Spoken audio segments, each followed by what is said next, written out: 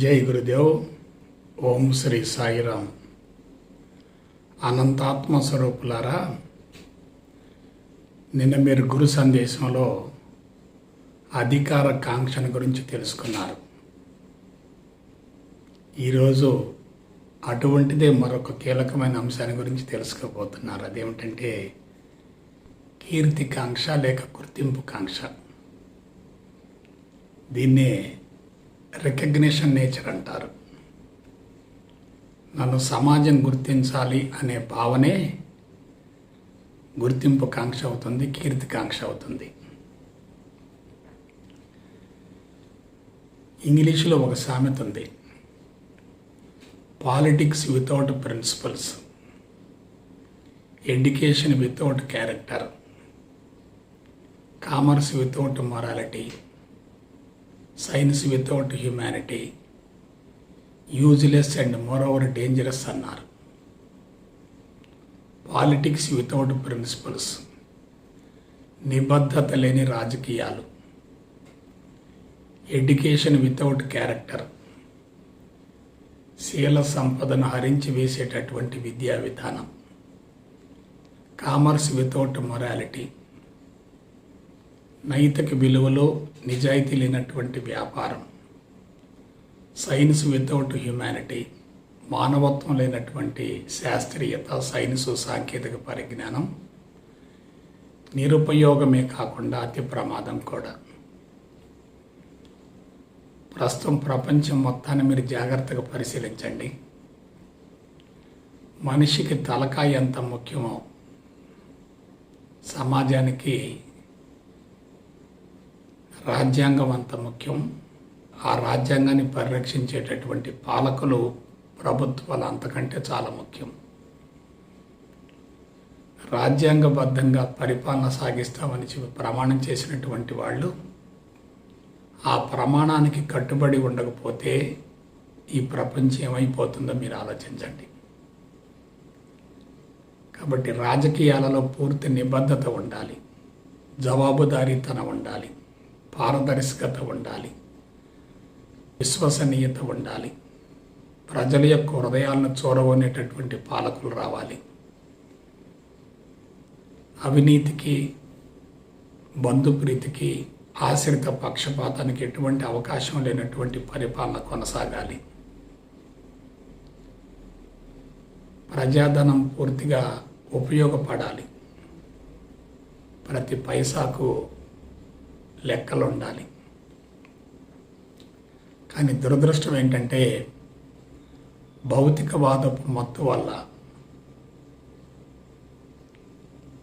తీవ్రమైనటువంటి ఆర్థిక దాహం వల్ల, అధికార కాంక్ష వల్ల, సత్యం ధర్మాలు రెండూ విస్మరించబడటం వల్ల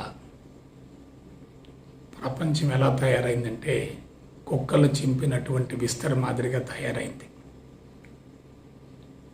ప్రజల్ని రక్షించవలసినటువంటి వాళ్ళే ధనాన్ని భక్షిస్తూ ఉంటే ఇక ఈ ప్రపంచానికి దిక్కెవరు? ఆలోచించండి. స్వార్థపూరితమైన రాజకీయాలు ఉన్నంతకాలం ప్రజలకు రక్షణ ఉండదు. కాబట్టి పెట్టుబడిదారు వ్యవస్థ అనేది బలోపేతం అవుతూ వచ్చింది. అది ఒక వటవృక్షం మాదిరిగా తయారైంది.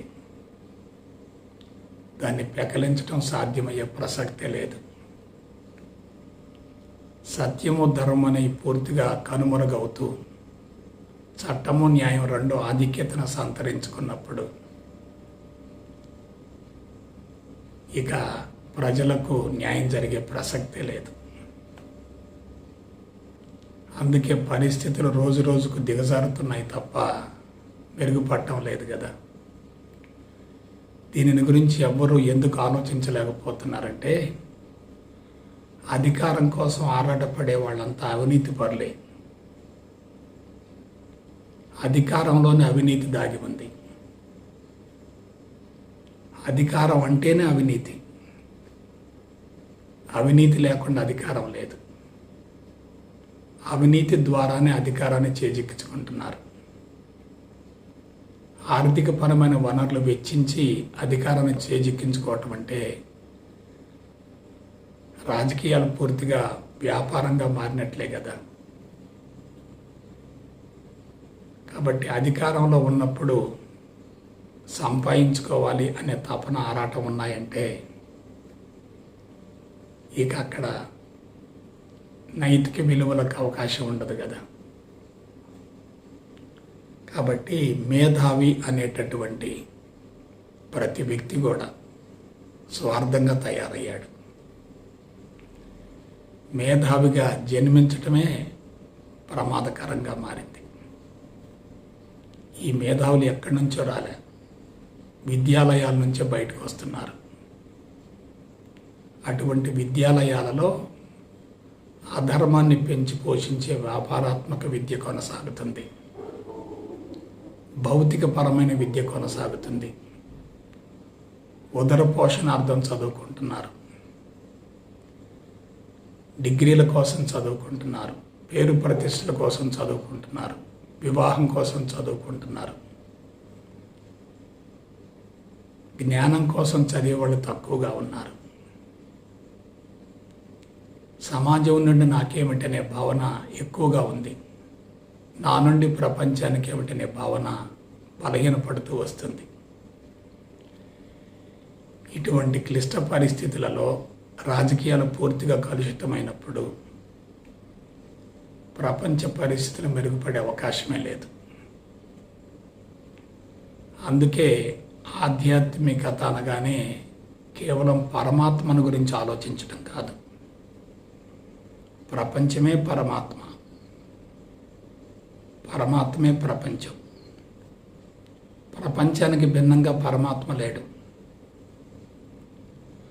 ప్రపంచానికి భిన్నంగా పరమాత్మను గురించి ఆలోచించడం అంటే అది పూర్తిగా పరధ్యానమే. ప్రపంచంలోనే పరమాత్మను చూసుకోగలిగితే అదే అసలు సిసలైనటువంటి ఆధ్యాత్మికత అవుతుంది. ప్రస్తుతం అందరూ కూడా ఆధ్యాత్మికతను అశాస్త్రీయంగా అనుసరించటం వల్లనే భగవంతుడి కోసం ఎక్కడో అన్వేషణ చేస్తున్నారు.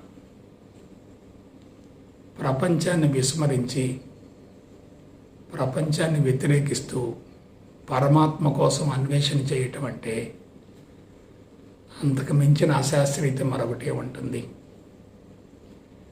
మీకు ఒకే ఒక విషయం చెప్తున్నాను, ప్రపంచమే పరమాత్మ అని భావించేటటువంటి ప్రతి ఆధ్యాత్మికవేత్త కూడా ప్రపంచాన్ని మంచి మార్గం వైపుకు మళ్లించడం కోసం తన వంతు కృషి చేస్తాడు. ఎప్పుడూ తనకు ఆధ్యాత్మికత పట్ల శాస్త్రీయపరమైన దృక్పథం ఉండి దాని అనుభవంలోకి పొందినప్పుడు మాత్రమే అది సాధ్యమవుతుంది. శాస్త్రీయ దృక్పథం లేకుండా అనుభవంలోకి పొందకపోతే తన ఆధ్యాత్మిక పురోభివృద్ధిని గురించి ఆలోచించుకుంటాడు తప్ప సమాజాన్ని గురించి ఆలోచించడు. ఏ ఆధ్యాత్మికవేత్త అయినా పరిణతి చెందిన తర్వాత ప్రపంచాన్ని గురించి ఆలోచించడం లేదంటే అతడు ఆధ్యాత్మిక మార్గంలో బలహీనంగా ఉన్నట్లే. పరిణతి చెందకుండా ప్రపంచంలోకి వెళ్ళటం కాదు, పరిణతి చెందటం కోసం ప్రపంచంలోకి వెళ్ళాలి, పరిణతి చెందిన తర్వాత ప్రపంచంలోకి వెళ్ళాలి. పరిణతి చెందిన తర్వాత ప్రపంచాన్ని తన దగ్గరకు తెచ్చుకునేటటువంటి స్థాయి ఉంటుంది, సత్తా ఉంటుంది. కాబట్టి ప్రపంచానికి భిన్నంగా పరమాత్మను గురించి అన్వేషణ చేసే వాళ్ళంతా కూడా సమాజాన్ని గురించి ఆలోచించరు, వ్యక్తిగత మోక్షాన్ని గురించి ఆలోచిస్తూ ఉంటారు. సమాజ మోక్షంలోనే వ్యక్తి మోక్షం ఉందనే విషయాన్ని మర్చిపోతున్నారు. తాను వ్యక్తిగతంగానే మోక్షాన్ని పొందాలని ఆలోచిస్తున్నారు. వ్యక్తి వ్యవస్థలో పూర్తిగా బందీ అయినప్పుడు, వ్యవస్థ పెద్ద వటవృక్షంగా మారినప్పుడు, ఆ వ్యక్తి తయారు చేసుకున్నటువంటి వ్యవస్థ ఆ వ్యక్తిని కబళించి వేస్తున్నప్పుడు,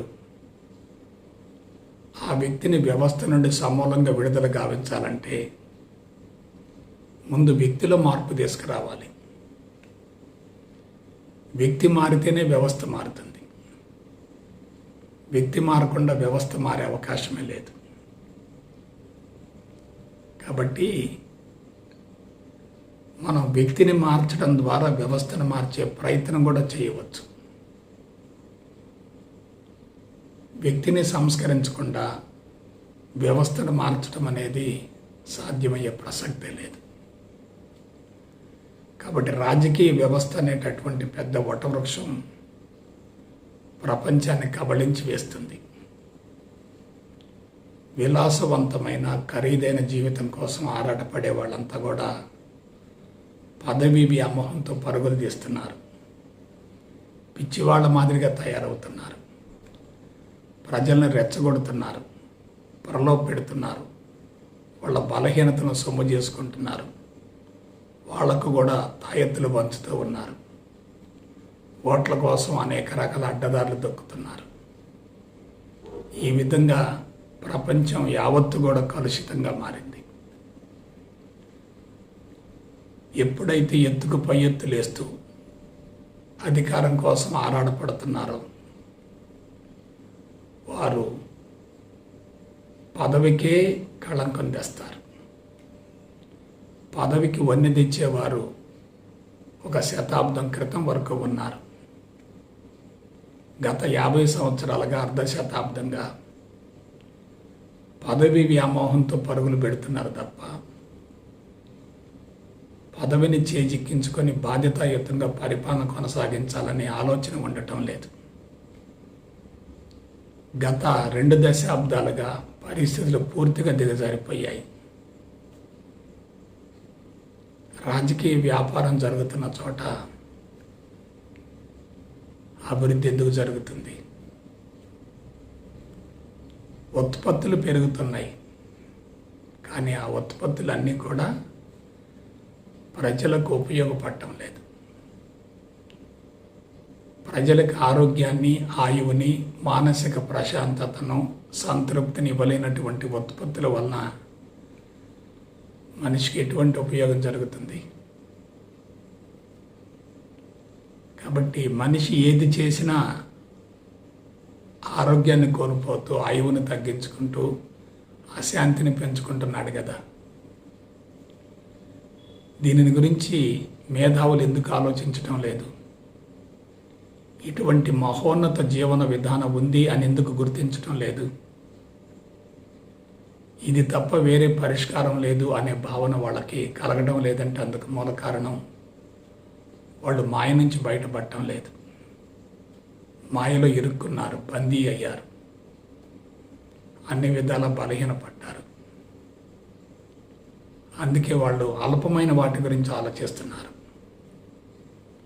అవసరమైనది పోగొట్టుకుంటున్నారు, జీవిత పరమార్థం నెరవేర్చుకోలేకపోతున్నారు. అంతరాత్మకు విరుద్ధమైన జీవన విధానం కొనసాగుతుంది. అంతరాత్మను చంపుకుంటున్నారు. ఒక మాటలో చెప్పాలంటే వాళ్ళు అన్ని విధాల దిగజారిపోతున్నారు. వాళ్ళని చూసి నేర్చుకోవాల్సింది ఎంతో ఉంటుంది. కానీ ఆధ్యాత్మికత అనేది అందుకు పూర్తిగా భిన్నమైనటువంటి మహోన్నత కళాత్మక జీవన విధానం. అయితే ఆధ్యాత్మికత కూడా బలహీనపడటానికి మూల కారణం ఏంటంటే అందులో కూడా ప్రలోభాలు ఎక్కువగా ఉండటం. ఆధ్యాత్మికత ముసుగులో మనుషులు కొన్ని తప్పులు, పొరపాట్లు చేయటం. గురువులుగా, స్వామీజీలుగా, బాబాలుగా ఉన్న వాళ్ళు కూడా బలహీనంగా ఉంటూ బలహీనతలను పెంచుకుంటూ పూర్తిగా దిగజారిపోతున్నారు. అయితే అందరి యొక్క అంతరంగంలో ఉన్న ఒకే ఒక ప్రమాదకరమైన బలహీనత ఏమిటంటే కీర్తికాంక్ష లేక గుర్తింపు కాంక్ష. ప్రతి వ్యక్తిలో సైకలాజికల్గా కొన్ని బలహీనతలు ఉంటాయి. సమాజం నన్ను గుర్తించాలి, నాకు మంచి పేరు రావాలి, నేను అందరిలో ఉన్నతంగా ఉండాలి, అందరూ నన్ను గుర్తించాలి, అందరికంటే ముందంజలో ఉండాలి, నేను నాయకత్వం వహించాలి, నా ద్వారానే సమాజానికి ఏదో జరగాలి, నేనే అన్ని విధాలా రాణించాలి, నాకు చరిత్ర ఉండాలి, నేను అనేక మంది మనసుల్లో నిలిచిపోవాలి, ప్రపంచవ్యాప్తంగా నన్ను గుర్తించాలి, రేటింగ్ ఎక్కువగా ఉండాలి, టీవీల ముందు కనిపించాలి, ఫేస్బుక్లలో ఉండాలి, నెట్లలో ఉండాలి, వార్తలలో నా పేరు ఇప్పుడు కూడా వినిపిస్తూ ఉండాలి. ఏంటిదంతా? మతి భ్రమించిన వాళ్ళు చేసేటటువంటి పిచ్చి పిచ్చి పనులు. దీన్నే గుర్తింపు కాంక్ష అంటారు, కీర్తికాంక్ష అంటారు. కొంతమంది కీర్తికాంక్ష కోసం, గుర్తింపు కాంక్ష కోసం ప్రజలకు ఉపయోగపడేటటువంటి కొన్ని పనులు చేస్తూ ఉంటారు, ప్రజలకు సేవలు చేస్తూ ఉంటారు, ధార్మిక సంస్థలను స్థాపించి ప్రజలకు సేవ చేసే కార్యక్రమాల్లో పూర్తిగా నిమగ్నమవుతారు. బయోడేటాలను తయారు చేసుకుంటారు, దాన్ని ప్రచారం చేసుకుంటూ ఉంటారు, ఆర్థిక వనరులు సేకరించుకుంటూ ఉంటారు. ఆ విధంగా వాళ్ళు తమను తాము సమాజం గుర్తుంచుకునే విధంగా జీవితాలను మలుచుకుంటారు. ఆలోచించండి, దీన్ని ఏమంటారు? బలం అంటారా, బలహీనత అంటారా? స్వచ్ఛం అంటారా, కళంకం అంటారా? జీవితాన్ని గురించి కనీస అవగాహన లేకుండా జీవితాన్ని కొనసాగించడం అంటే అంతకు మించినటువంటి దురదృష్టం మరొకటి ఏముంటుంది? డబ్బు ద్వారా గుర్తింపు రావాలి, దాన ధర్మాలు చేయటం ద్వారా గుర్తింపు రావాలి, అధికారం ద్వారా గుర్తింపు రావాలి. ఒక శాస్త్రవేత్తగా ప్రపంచవ్యాప్తంగా గుర్తించబడాలి, నాకు పిహెచ్డి రావాలి, డిగ్రీలు రావాలి, క్వాలిఫికేషన్స్ పెరగాలి. నటులు కానీ, కళాకారులు కానీ, గాయకులు కానీ, విద్వాంసులు కానీ, రచయితలు కానీ, రచయితలు కానీ వీళ్ళంతా కూడా అంతర్లీనంగా ఎంతో కొంత మేరకు గుర్తింపు కాంక్షతో ఉంటారు. ప్రజల ముందుకు రావాలి అనే భావన ఉందంటేనే అక్కడి బలహీనత ఉన్నట్లే. ప్రజా సంబంధాలను పెంపొందించుకోవాలని పరితపించే ప్రతి వ్యక్తి కూడా ఈ బలహీనతలోనే ఉంటాడు, అందులో ఎటువంటి సందేహం లేదు. ఆధ్యాత్మిక మార్గంలో ఉన్నటువంటి వాళ్ళు కూడా ఒకళ్ళతో మరొకరు నిరంతరం పోల్చుకుంటూ ఉంటారు. నా సంస్థ బాగా విస్తరించాలి, నాకు ఎక్కువ మంది శిష్యులు కావాలి, ప్రపంచవ్యాప్తంగా గుర్తింపు రావాలి, ప్రపంచవ్యాప్తంగా అనేక శాఖలుగా విస్తరించాలి, ఎక్కువ మంది ఇళ్లలో నా ఫోటోలు ఉండాలి, వాళ్ళు నాకు భజన చేస్తూ ఉండాలి, వాళ్ళు నన్ను పొగుడుతూ ఉండాలి, నా గురించి ప్రచారం చేస్తూ ఉండాలి, నా గురించి ఎక్కువ మందికి చెప్పుకుంటూ ఉండాలి. ఏంటిదంతా? ఆలోచించండి. దీన్ని ఏమంటారంటే సైకలాజికల్ డిజార్డర్ అంటారు, మానసిక రుగ్మత అంటారు. ఇటువంటి డిజార్డర్ ఎవరికి ఉంటుంది? కొంచెం ఆలోచించండి. అమాయకులకు ఉండదు, అపరిపక్వంగా ఉన్న వారికి ఉండదు, అజ్ఞానంలో ఉన్న వాళ్ళకు ఉండదు, పేదవాళ్లకు ఉండదు, కుటుంబ పోషణ కోసం సతమతమయ్యే వారికి ఉండదు, కష్టజీవులకు ఉండదు, కుటుంబ పోషణ మీదనే దృష్టి పెట్టేటటువంటి పరిమితమైన జీవితాన్ని కొనసాగించే వారికి ఇటువంటి ఆరాటం ఉండదు. ఎవరికి ఉంటుంది? ఒకళ్ళతో మరొకళ్ళు పోల్చుకుంటూ ఉండి, వాళ్ళ జీవితాన్ని గమనిస్తూ ఉండి, వాళ్ళు పొందినటువంటి గుర్తింపును గ్రహించి గమనించి తాము కూడా అంతకంటే ఉన్నత స్థాయిలో ఉండాలనే భావంతో వీళ్ళ జీవితాంతం పరితపిస్తూ ఉంటారు. ఒక వ్యక్తిని సన్మానించినప్పుడు, సత్కరించినప్పుడు, పొగుడుతూ ఉన్నప్పుడు, స్తుతిస్తూ ఉన్నప్పుడు, వాళ్ళకి సమాజంలో ఉన్నటువంటి నెట్వర్క్ను గమనించినప్పుడు తాను కూడా అదే స్థాయికి వెళ్ళాలనేటటువంటి భావన సహజ సిద్ధంగానే కలుగుతూ ఉంటుంది, న్యాచురల్గా జరుగుతూ ఉంటుంది. ఈ విషయంలో గురూజీలు, బాబాలు, స్వామీజీలను కూడా మినహాయించకూడదు. అదొక రకమైన హ్యూమన్ వీక్నెస్, అదొక రకమైన హ్యూమన్ టెండెన్సీ, అదొక రకమైనటువంటి human negative character, negative symptom.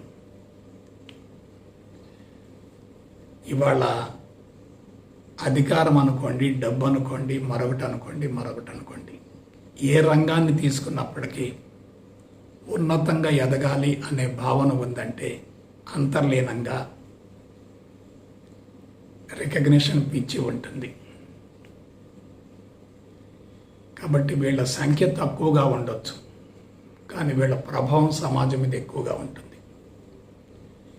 ఇటువంటి వ్యక్తుల మధ్య విపరీతమైన పోటీ ఉంటుంది, విపరీతమైన అసూయ ఉంటుంది, విపరీతమైనటువంటి ద్వేషం ఉంటుంది. ఒక వ్యక్తి మరొక వ్యక్తిని భరించలేడు. ఇద్దరు కలిసి ఒకే వేదిక మీద కూర్చోలేరు. ఒకరినొకరు మనస్ఫూర్తిగా అభినందించుకోరు.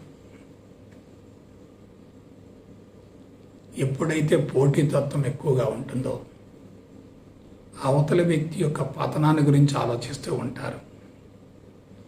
తన పురోభివృద్ధి కన్నా అవతల వ్యక్తి పతనమే ముఖ్యమనే భావంతో పథకాలు వేస్తూ ఉంటారు. ఇంకొక విషయం చెప్తున్నాను. మీడియాలో కానీ, పత్రికా రంగంలో కానీ, జాతీయ అంతర్జాతీయ స్థాయిలో ఉన్నటువంటి కొన్ని సంస్థలు కానీ కొంతమందిని గుర్తిస్తూ ఉంటాయి, వాళ్ళకు ప్రైజులు ఇస్తూ ఉంటాయి, వాళ్ళని గిన్నీస్ బుక్లోకి ఎక్కిస్తూ ఉంటాయి, వాళ్ళని గురించి పేపర్లలో పెద్ద పెద్ద ప్రకటనలు వస్తూ ఉంటాయి. వాళ్ళు చేసినటువంటి సేవల గురించి అందరూ కూడా అభినందిస్తూ ఉంటారు. ఇవన్నీ కూడా వాళ్ళల్లో ఎంతో కొంత మేరకు విశ్వాసాన్ని కలగజేస్తూ ఉంటాయి. కానీ దాని వెనుక తప్పనిసరిగా గర్వం ఉంటుంది, అహంకారానికి ఆహారం అవుతుంది. నేనేదో సాధించాను అని చెప్పుకునేటటువంటి స్థితి ఏర్పడుతుంది. సాధించలేకపోయినటువంటి వ్యక్తులు నిరుత్సాహపడుతూ ఉంటారు. సాధించినటువంటి వ్యక్తులు అది తమ గొప్పగా ప్రకటించుకుంటూ ఉంటారు. చాలామంది శాస్త్రవేత్తలను గమనించండి. ఇల్లు వదిలిపెట్టి, సంసారం వదిలిపెట్టి, భార్య బిడ్డలను వదిలిపెట్టి, శరీరాన్ని గురించి కూడా ఆలోచించకుండా లేబొరేటరీలో కూర్చొని గంటల తరబడి, రోజుల తరబడి, వారాల తరబడి లోతుగా పరిశోధన చేసి చేసి చేసి చేసి జుట్టంతా ఊడిపోతుంది, జ్ఞాపక శక్తి పడిపోతుంది, ఏకాగ్రత ఉండదు, పిచ్చివాళ్ళ మాదిరిగా తయారవుతారు. చిట్ట చివరకు ఏదో ఒకటి సాధిస్తారు, గుర్తింపు వస్తుంది, దాంతోపాటుగా జీవితమే పోతుంది. నాకు తెలిసినంత వరకు ఇవాళ ప్రపంచంలో ఉన్నటువంటి అన్ని వర్గాలు కూడా ప్రపంచానికి నష్టమే తప్ప లాభం మాత్రం కాదు. గుర్తింపు కాంక్ష అనేది ఉందంటే అక్కడ తప్పనిసరిగా అహంకారం ఉంటుంది. అహంకారం ఉందంటే నేను ఫలానా అనే భావన ఉంటుంది. నేను ఫలానా అనే భావన ఉందంటే అక్కడ ముక్తి లేక మోక్షం ఉండదు. ఎప్పుడైతే స్వతంత్రత ఉండదో అటువంటి వ్యక్తి తన అవసరార్థం ప్రపంచమే తప్పనిసరిగా ఆధారపడతాడు. కాబట్టి నెట్వర్క్ను డెవలప్ చేసుకోవాలి అనే భావన కానీ, భౌతికంగా విస్తరించాలి అనే తపన కానీ నా సిద్ధాంతం అందరికీ విస్తరించాలి అనేటటువంటి భావన కానీ, నా పార్టీయే అధికారంలోకి రావాలి అనేటటువంటి ఆకాంక్ష కానీ ఎక్కువగా ఉన్నాయంటే అంతకు మించినటువంటి పిచ్చి మరొకటి లేదు. అవన్నీ కూడా మతి భ్రమించినటువంటి అంశాలు. నేను మరొకసారి చెప్తున్నాను, ఆధ్యాత్మికతలో కూడా ఈ జాడ్యం ఉంది, ఈ పిచ్చి ఉంది. అందుకే సంస్థలు కూడా విస్తరించడం కోసం విపరీతంగా పోటీ పడుతున్నాయి. అవతల సంస్థలను స్వీకరించలేకపోతున్నాయి. అందరూ కలిసి ఒక వేదిక మీదకి రాలేకపోతున్నారు. దాని వెనుకున్నటువంటి మూల సూత్రం ఏంటి? మా సంస్థకే గుర్తింపు రావాలి, వాళ్ళ సంస్థ బలహీనపడాలి, లక్షలాది మందికి మేమే జ్ఞానాన్ని ఇవ్వాలి, వేరే వాళ్ళు ఇవ్వకూడదు. మా సంస్థకు అంతర్జాతీయ స్థాయిలో కొన్ని వందల వేల శాఖలు ఉండాలి. అసలు ప్రచారం అనే పదంలోనే ప్రమాదం ఉంది. ఆచారం లేకుండా, ఆచరించకుండా ప్రచారం చేసుకుంటే కలిగే ప్రయోజనం ఏమిటి? గొంతు నొప్పి తప్ప అక్కడ ఏముండదు. ప్రచారపు పిచ్చిందంటే అక్కడ ఆచరణ లేదని గుర్తుపెట్టుకోండి. ప్రచారం కోసం పరితపించడం అంటే అక్కడ తప్పనిసరిగా అనుభవం తగ్గుతుందని గుర్తుపెట్టుకోండి. అనుభవం ముఖ్యమా, పాండిత్యం ముఖ్యమా? ఆలోచించండి. పాండిత్యాన్ని ప్రదర్శించడం అంటే అది గుర్తింపు కాంక్షే కదా, కీర్తి కాంక్షే కదా. కాబట్టి కీర్తి కాంక్ష, గుర్తింపు కాంక్ష అనేవి ఎప్పుడైతే ఉంటాయో మనిషి యొక్క అంతరంగంలో అనుభవం తగ్గుతూ ఉంటుంది. బాహ్యముఖ ప్రయాణం బలోపేతమవుతుంది, అంతర్ముఖ ప్రయాణం తగ్గిపోతూ ఉంటుంది. ఎవరి జీవితాన్నైనా తీసుకోండి, సమాజం నుంచి ఆశించే మనస్తత్వం ఉంటుంది. గుర్తింపును కానీ, కీర్తి ప్రతిష్టలను కానీ, చరిత్రలో నిలిచిపోవాలనేటటువంటి భావన కానీ అంతరంగంలో ఉందంటే అది ఆశించటమే కదా. ఆశించటం అనే దానిలోనే బంధం ఉంది. ఆశించింది అందినప్పుడు సంతృప్తి ఉంటుంది, అందకపోతే తీవ్రమైనటువంటి అసంతృప్తి కలుగుతుంది. అటువంటి వాళ్ళ అంతరంగం ఎంత బలహీనంగా ఉంటుందో మీరు ఆలోచించండి. దీనివల్ల ఆరోగ్యం వస్తుందా? ఆయువు పెరుగుతుందా? ప్రశాంతత పెరుగుతుందా? ఆనందం వస్తుందా? లేదే. మరి ఎందుకు ఈ తపన ఆరాటం? అదే ఫాల్స్ రికగ్నిషన్, నెగటివ్ రికగ్నిషన్. ఎక్కువ మంది నా గురించి తెలుసుకోవాలని ఆరాటపడటం, ఎక్కువ మంది నా యొక్క భావాలను గౌరవించాలనే భావన. ఒక విషయం చెప్తున్నాను, మహోన్నతంగా ఎదగాలి అని ఆలోచించేటటువంటి వ్యక్తులు, తనను తాను సంపూర్ణంగా తెలుసుకున్నటువంటి వ్యక్తులు, తమలోనికి తాము పయనించినటువంటి వ్యక్తులు, తమ స్వస్వరూపాన్ని గుర్తించుకున్నటువంటి వ్యక్తులు, తమ జీవిత సత్యాలను తెలుసుకున్నటువంటి వ్యక్తులు, తమ అంతరంగాన్ని సమూలంగా శుద్ధి చేసుకున్నటువంటి వ్యక్తులు ఎటువంటి గుర్తింపు కోసం ఆరాటపడరు. వాళ్ళు బాహ్యపరమైనటువంటి హంగామాకు ఎటువంటి ప్రాధాన్యతను ఇవ్వరు. ప్రచారం కోసం అసలు ఆరాటపడరు. ప్రచారం కోసం ఆరాటపడనటువంటి వాళ్ళే మరణించిన తర్వాత లక్షలాది మందిని ఆకర్షించగలుగుతారు. బ్రతికి ఉన్నంతకాలం సాధారణంగా జీవించినటువంటి వ్యక్తులే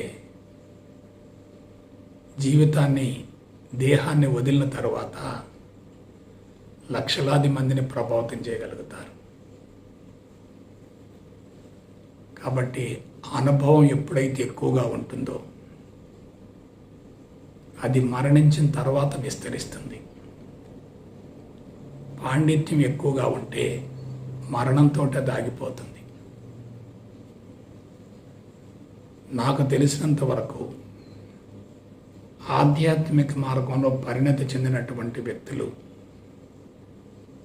అతి సరళంగా సాధారణంగా ఉంటారు.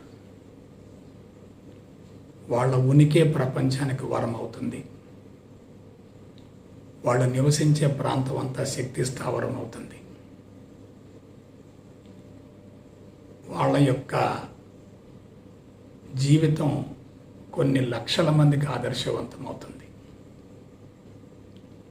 వాళ్ళతో కొద్దిపాటి సహచర్యమే జీవితాన్ని సమూలంగా మార్చివేస్తుంది. వాళ్ళకి దగ్గరగా ఉంటేనే అంతరంగంలో ఉన్నటువంటి ప్రశ్నల మొత్తానికి సమాధానం వస్తుంది. వాళ్ళు సందేశాలు ఇవ్వరు, జీవితాన్నే సందేశంగా చూపిస్తారు. ప్రత్యేకంగా సందేశాలు అంటూ ఇవ్వరు. ఉపన్యాసాల కోసం ఆరాటపడరు, ప్రవచనాల కోసం పరితపించరు. ఎందుకంటే అవన్నీ అల్పమైనవి, బాహ్యపరమైనవి. ప్రజాకర్షణ కోసం పరితపించేటటువంటి ప్రాథమికమైనటువంటి అంశాలు. ప్రజలు నన్ను గుర్తించాలి అనే భావన ఎవరికైతే ఉంటుందో అది చీపెస్ట్ టెక్నిక్ అవుతుంది. మానసికంగా ఎదగినటువంటి వాళ్ళే గుర్తింపు కాంక్ష కోసం ఆరాటపడుతుంటారు. మానసికంగా ఎదిగినటువంటి వ్యక్తికి ప్రజలు ఆటోమేటిక్గా గుర్తింపునిస్తారు. ప్రజలు గుర్తించే స్థాయికి ఎదగాలి కానీ ప్రజలు గుర్తించాలని ఆరాటపడకూడదు. ప్రజలు గుర్తించాలి అనే భావనను వదిలేస్తేనే ప్రజలు ఎక్కువగా గుర్తిస్తారు. ప్రజల్లోకి పరుగులు పెట్టడం అంటే ప్రజలకు దూరం కావటమే. సంతృప్తి అనేది సమాధికి పునాది అవుతుంది.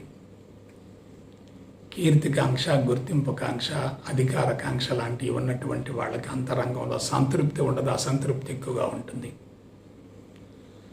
అసంతృప్తి ఎక్కువగా ఉన్న వాళ్ళే బాహ్య ప్రపంచంలోకి పరుగులు పెడుతూ ఉంటారు. వీళ్ళ అంతరంగంలో అసంతృప్తి ఉంటుంది కాబట్టి దాన్నే ప్రపంచానికి ఇస్తారు. ప్రపంచం నుండి మరలా తిరిగి దాన్నే పొందుతూ ఉంటారు. ఇచ్చిన దాన్ని బట్టి పుచ్చుకునేది ఆధారపడి ఉంటుంది కదా. ఇచ్చేది ఒక రకంగా, పుచ్చుకునేది మరొక రకంగా ఉండదు కదా. కాబట్టి మేధావి వర్గాలు, సంపన్న వర్గాలు, రాజకీయ నాయకులు, ఉన్నత స్థాయి వర్గాలు, శాస్త్రవేత్తలు, కళాకారులు, నటులు వగైరా వగైరా వగైరా వీళ్ళంతా కూడా ఫాల్స్ రికగ్నిషన్ కోసం ఆరాటపడతారు. కానీ అక్కడ సత్యం ఉండదు. ఫాల్స్ రికగ్నిషన్ని ఎవరైతే వదిలేస్తారో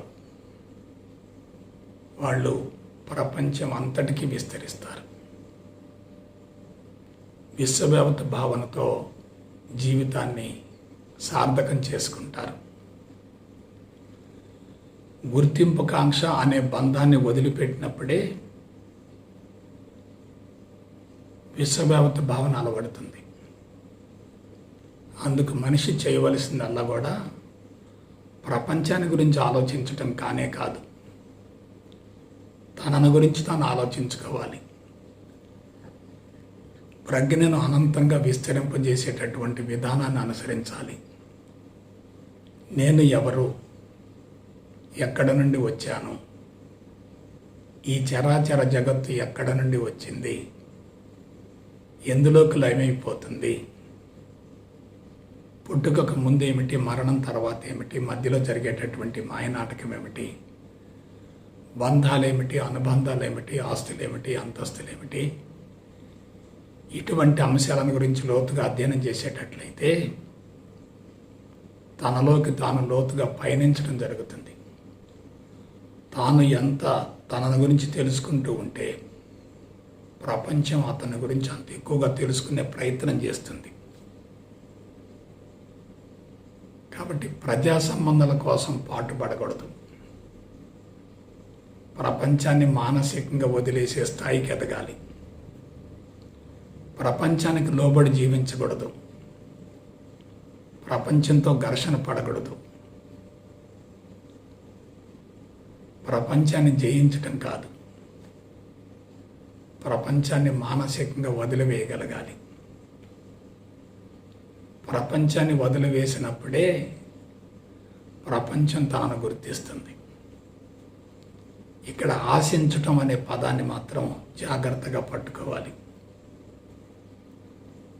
ఎంత వద్దనుకున్నా, ఎంత లేదనుకున్నా, ఎంత ప్రకటించుకున్నా అంతర్లీనంగా మాత్రం ఆ బలహీనత తప్పనిసరిగా నిగూఢంగా దాగి ఉంటుంది. అటువంటి వ్యక్తులు ప్రశాంతంగా ఉండలేరు, సంపూర్ణ స్వేచ్ఛను పొందలేరు, పొందే అవకాశమే లేదు. కాబట్టి బిడ్డలారా, ఇవన్నీ ఎందుకు చెప్పవలసి వస్తుందంటే ఆధ్యాత్మికత ఒక్కటే ప్రపంచానికి పరిష్కారం కాదు. ఒకవైపు సైన్స్ ఉండాలి, మరొక వైపు మనస్తత్వం ఉండాలి, ఇంకొక వైపు భౌతికవాదం ఉండాలి, మరొక వైపు లౌక్యం ఉండాలి, ఆ తర్వాత తత్వం ఉండాలి. ఇవన్నీ ఆధ్యాత్మికతకు మేళవించగలిగితేనే పరిపూర్ణత్వం సిద్ధిస్తుంది.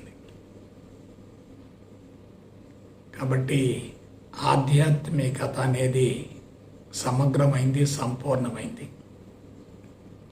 దానికి ఏమీ కలపవలసింది లేదు, తీసివేయవలసింది లేదు.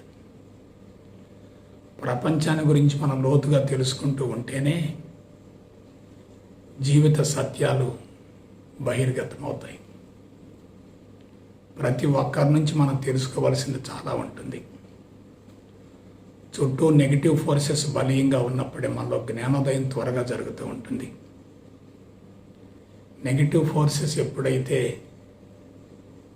ప్రపంచంలో ఉండి ప్రపంచాన్ని బలహీనపరుస్తూ ఉంటాయో, అటువంటి బలహీనతలను గమనించినప్పుడు మనలో వాటిని లేకుండా చేసుకోవచ్చు. కాబట్టి ఒక రకంగా వాళ్ళే మనకు గురువులు అవుతారు. వారి జీవితాన్ని గురించి తెలుసుకోవడం ద్వారా మనకు ఎంతో జ్ఞానోదయం కలుగుతుంది. అయితే ఇదంతా ఎప్పుడు జీవితాన్ని గురించి పూర్తి అవగాహన ఉండాలి, విచక్షణ ఉండాలి, వివేకం ఉండాలి, విచారణ ఉండాలి, విశ్లేషణ ఉండాలి, విఘ్నత ఉండాలి. దేని ద్వారా ఎటువంటి ఫలితం వస్తుంది అనే దాని గురించి స్పష్టంగా అంచనా వేసుకోగలగాలి. అల్పమైన వాటిని గురించి ఆశించడం వల్ల కలిగేటటువంటి ప్రమాదాన్ని గురించి అంచనా వేసుకోగలగాలి.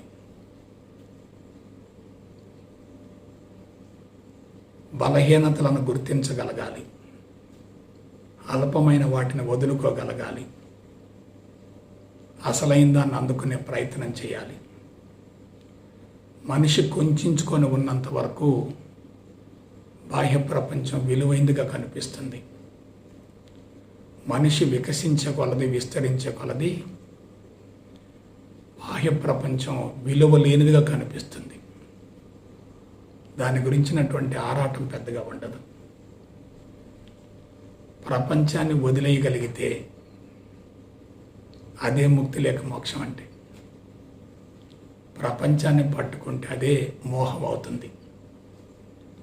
అందుకే పట్టుకోవటమే సమస్య, వదిలేయటమే సమాధి అంటారు. అంతరంగం శుద్ధి అవుతూ ఉంటే ప్రపంచానికి దూరంగా ఉండాలనే భావన కలుగుతుంది. అంతరంగం కలుషితంగా ఉన్నప్పుడు ప్రపంచంలోకి పరుగులు పెట్టాలనే భావన ఎక్కువగా ఉంటుంది. మరొక మాటలో చెప్పాలంటే ఆధ్యాత్మికంగా ఎదిగినటువంటి వ్యక్తులు, ఎదుగుతున్నటువంటి వ్యక్తులు, పరిణతి చెందుతున్నటువంటి వ్యక్తులు ఏకాంతాన్ని, ఒంటరితనాన్ని, మౌనాన్ని కోరుకుంటూ ఉంటారు. మాటల వల్ల ప్రపంచంలో మనం సాధించేది ఏమీ లేదు. సంపూర్ణ మౌనం వల్లనే ప్రపంచానికి అద్భుతమైన సందేశాలను అందించగలుగుతాం. సమాచారం అనేది ఒక రకంగా మాయకు ప్రతిరూపం. సమాచారాన్ని అందించడం ద్వారా ప్రపంచం మారుతుంది అనుకోవటం పగటి కల. అంతకు మించిన అజ్ఞానం మరొకటి లేదు కదా.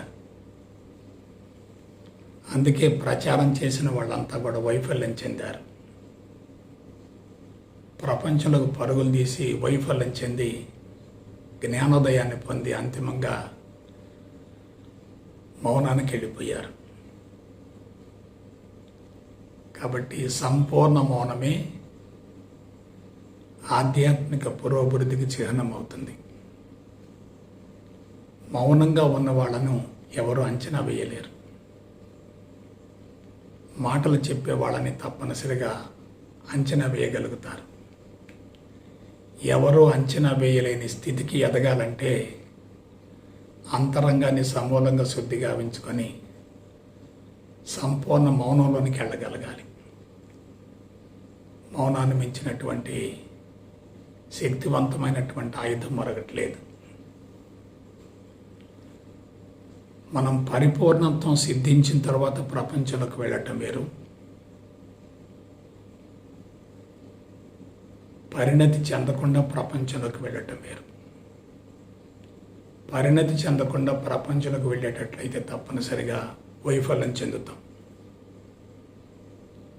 పరిణతి చెందిన తర్వాత ప్రపంచంలోకి వెళ్ళగలిగితే ప్రపంచం నుండి ఆశించేది ఏమీ లేదు. కాబట్టి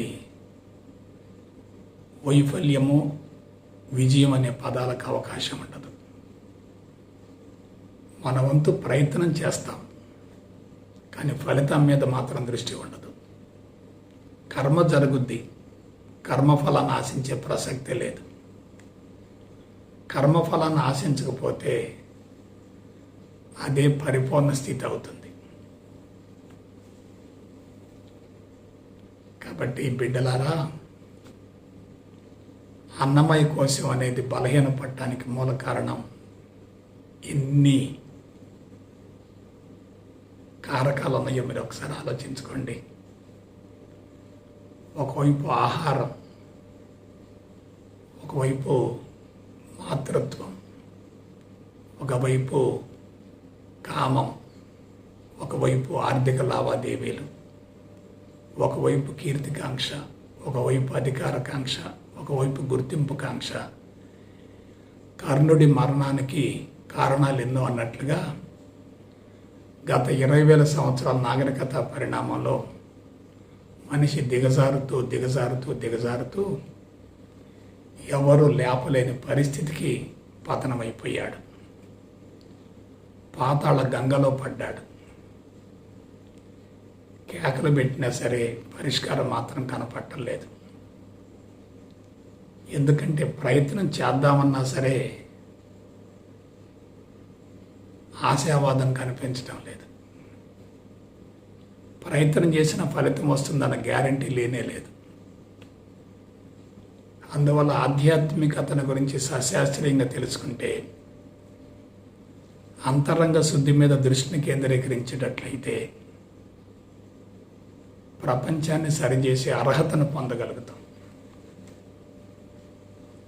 అంతరంగాన్ని పూర్తిగా విస్మరించి సమాజాన్ని ఉద్ధరించాలనే భావన గనక ఉందంటే అతడు మాయ నుంచి బయటపడనట్లే. కొంతమంది సమాజానికి నిస్వార్థ సేవలు అందించే వాళ్ళు ఉన్నారు. ఆహారం కానీ, వస్తువులు కానీ, నిత్యావసర సరుకులు కానీ, వస్త్రాలు కానీ, ఎన్నో రకాల సేవలు చేసేవాళ్ళు ఉన్నారు. అది చాలా మంచిది. అది హృదయ మట్టానికి సంబంధించింది. హృదయ మట్టం తెరుచుకుందంటే అతడు ఆత్మస్థితికి వెళ్ళటానికి దగ్గరగా ఉంటాడు. కానీ హృదయ మట్టంలోనే ఆగిపోకూడదు. సేవ చాలా ముఖ్యం. కానీ ఆ సేవ అనేటటువంటిది ఆధ్యాత్మిక పురోభివృద్ధికి ఆటంకం కాకూడదు. తమోగుణంలో ఉన్నటువంటి వాళ్ళు బలవంతంగా సేవ చేస్తారు. రజోగుణంలో ఉన్నటువంటి వాళ్ళు ఆశించి సేవ చేస్తారు.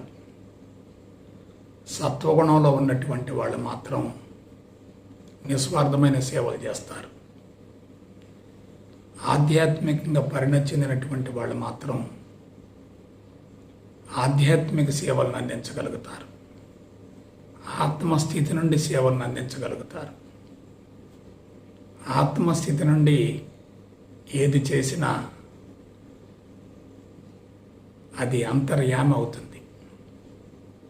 ఏది మాట్లాడినా అది అంతర్వాణి అవుతుంది. ఏది ఆలోచించినా అది అంతరాత్మ అవుతుంది. కాబట్టి ఇవన్నీ కూడా స్థితిని మార్చుకొని కొనసాగించగలగాలి. నేను ఫలానా అనేటటువంటి పరిమిత స్థితి నుండి పూర్తిగా బయటపడాలి.